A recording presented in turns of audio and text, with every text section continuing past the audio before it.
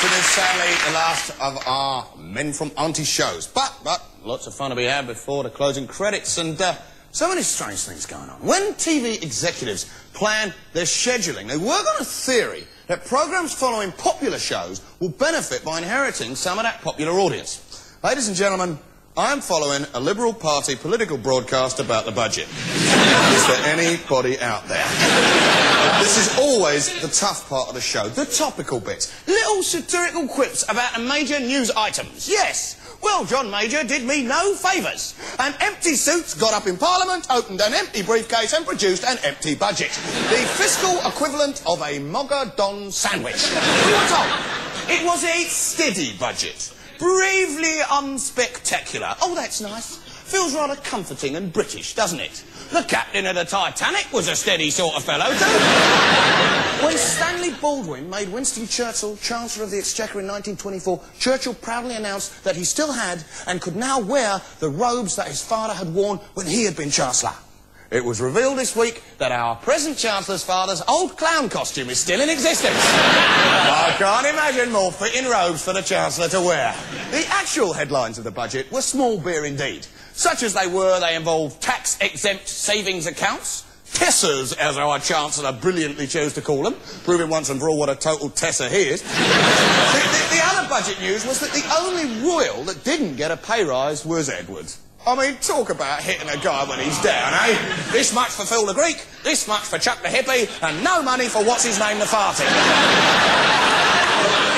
I feel very sorry for the royals, actually. I mean, this is the scene at the moment outside Fergus Hospital as that bunch of total Tessers, the paparazzi, fight to get another utterly dull shot of another royal baby. Mind you, Fergie's a canny one. After her publishing deals, you never know. Could be a video in it. The royal birth, live. The triumphant breaking of the state waters. David Dimbleby's ecstatic commentary, and the whole nation is pushing with Fergie.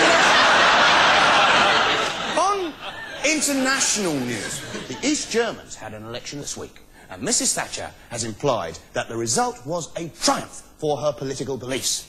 Well, it looked to me more like 5 million people voting for cheaper Sony Walkmans. I shall be a touch surprised if a few years from now they're all complaining, well, we've had a decade of democracy, but still no poll tax. A question now.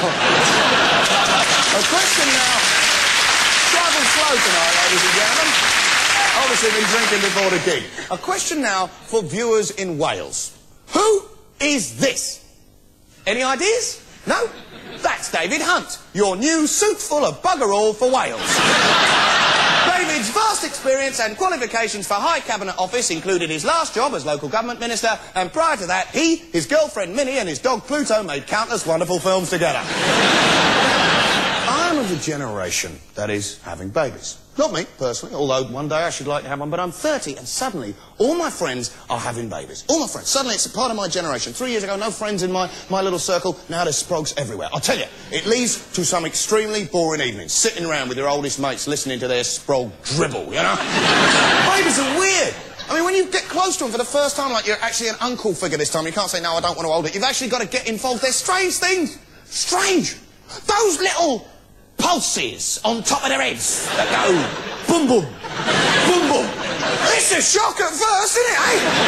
Well, the first time I saw one, I thought, what's that? I thought, do the parents know? Shall I tell them? I confidently expected the alien to burst out the top of his head. Well, you wouldn't look so hot yourself if you just spent 9 months inside someone's stomach. All the babies I know are wired up for sound. They've got microphones, like mics and tannoy systems, so that the farts can be broadcast all over the house.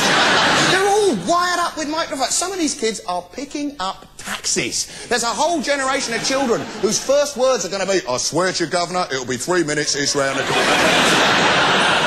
Strange, the way people react to babies. Ah, cute diddums. Ooh, is a boofer's ickle baba. If this bitch don't stop patronising me, I'm going to unload my lunch. That's why babies are always being sick everywhere, because people keep making them want to throw up. People always say the same things about their babies, and no matter how groovy they are, no matter how alternative a couple they think they are, no matter how different they promise themselves they're going to be, they all say the same thing. The kid gets about 6 months, and they start saying, I know it was just a blob before, but now it's got a personality. You can actually get to know it. It's got a personality. Yeah, a 1 foot long Norman Tebbit with a hygiene problem. What is so great about having a personality? Personality cuts both ways. Mrs. Thatcher's got a personality. I wonder what she was like as a baby. I am now going to crap on everyone and everything. Now, I don't mind proper satire because it's clever, but this is simply abuse. Actually, Mrs. Thatcher must have been a really boring child. You know, to know as a child. Her mates might say, come on, Margaret, let's play doctors and nurses. She said, fair enough, close the hospital down. Took 5 seconds.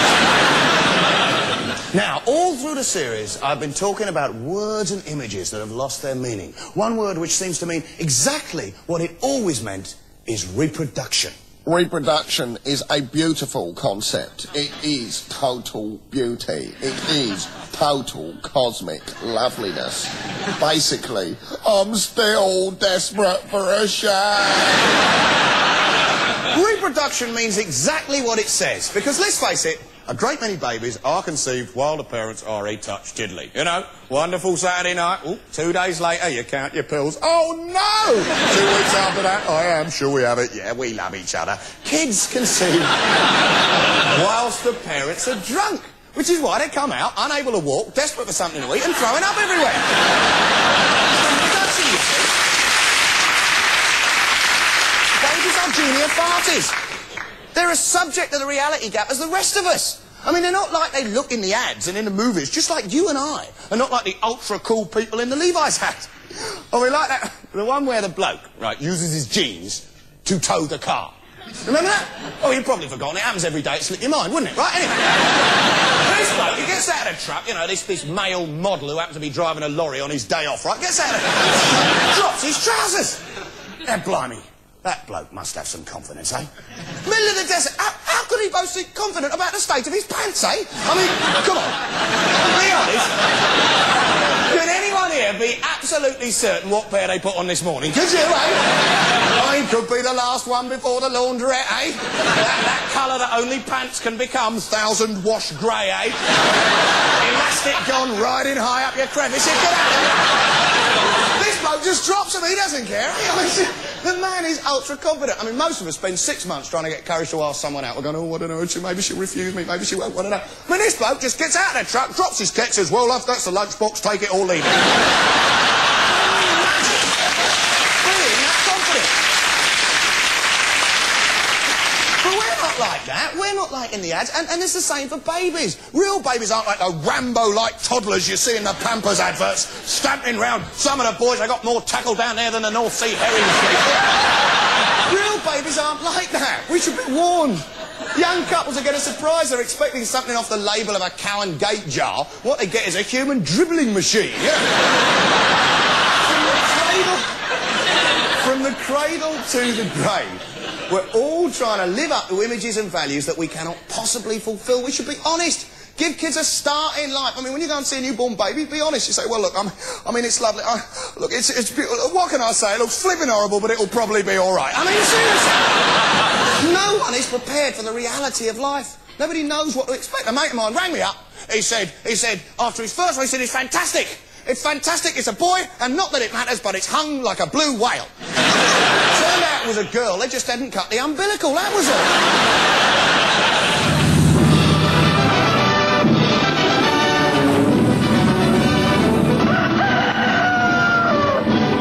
I have in my hand a piece of paper. On today's Neville's, we now have a Mrs. Thatcher quote with which the man from Auntie totally agrees. What I cannot take is totally and utter selective quoting designed to deceive. Quite right, too. It's an outrageous practice. Moving on now to Paddy Ashdown's comment on reports that he had booked a stripping elephant-gram for the 1987 Alliance election party. Some people will think that I have gone further than I should have done. And Rosie Barham, speaking of the same elephant snogging bash. We all feel slightly ashamed. But David Owen, characteristically unrepentant, staunchly defended the practice of getting whammed and French kissing naked elephants. I believe that is actually probably what a very large number of people in this country want. speak for Britain, David, and that's the last Neville's this series. Now, I was talking about babies before the Nevilles, and I realised the mention of matters sexual can embarrass. And what, I ask, have matters sexual to do with the getting of babies? In the first week, my routine about contraception provoked some comment, of which I need quote only one to you, and this is absolutely genuine. We don't want condoms shoved down our throats on a Thursday night. Genuine. Now, that person shouldn't be complaining about TV comedy, they should be writing it. We on the Man From Auntie have decided to tell the truth with a brief farty's guide to condoms. But do not fear that this routine is going to be all about sex, because as every farty knows, most condoms have nothing to do with sex. The principal function of a condom is to be either inflated or filled with water to cause vast amusement at all male gatherings. Now, obviously, I'm not in a position to fill a condom right now, so here's a couple that I filled earlier. You can see how amusing they are. Here's the air one, see the principal function, and here's the water one. There we go. You see how amusing it is, the water? Here, lads, look at that. Hey, lads, look at that. See? Absolutely fascinating. Just how amusing it is. Now, interestingly, there are certain university rugby clubs who believe that what I am doing now actually constitutes losing my virginity. Now, obviously, being no longer innocent, I'm not in a position anymore to lose my virginity, so here's someone who agreed not to lose his for us. Here we are having... Ooh! I popped one, but... Ladies and gentlemen, as you know, actually, the real principle with a farty's guide to condoms, the problem is how to get rid of one after you've used it. Because, let's face it, all farties use their first condom at their mum's house. Oh no, what am I going to do with it? How do I get rid of it? Oh God, oh God, oh God. Flush it down the toilet, flush it down the toilet. It won't flush, it won't flush. What am I going to do? Tie a knot in it, tie a knot in it. I have tied a knot in it, it won't flush, it won't flush. Your invisible demon's hanging onto it, it won't flush. Eventually you bung it out the window, you find it on the bonnet of your dad's car in the morning. That's the farty's guide to condom.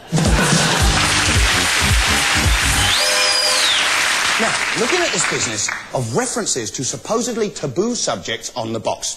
If you do a routine concerning the difficulties of fitting a Dutch cap, or the embarrassment we all feel at the mere idea that somebody might hear us go plop in a public loo, suddenly you're being told you're trying to shock.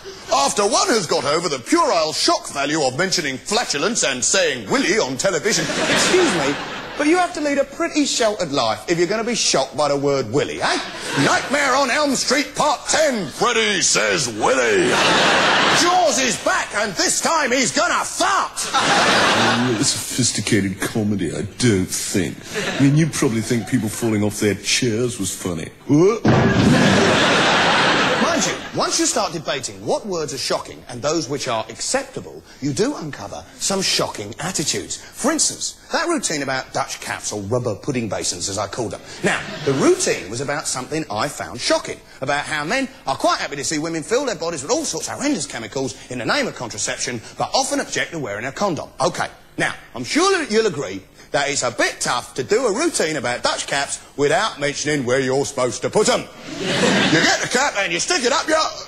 Severe case of sentence interrupted. Unfortunately, the word fanny is deemed by the BBC to be a shocking word. Oh, I can see they were right, yes. Oh, I can see that many of you are a bit shocked by that. You're close to fainting, aren't you? Yes. You won't be able to sleep tonight, will you? In the middle of the night, you'll wake up, cold sweat, staring eyes. I just had this awful nightmare where Ben said fanny on the telly.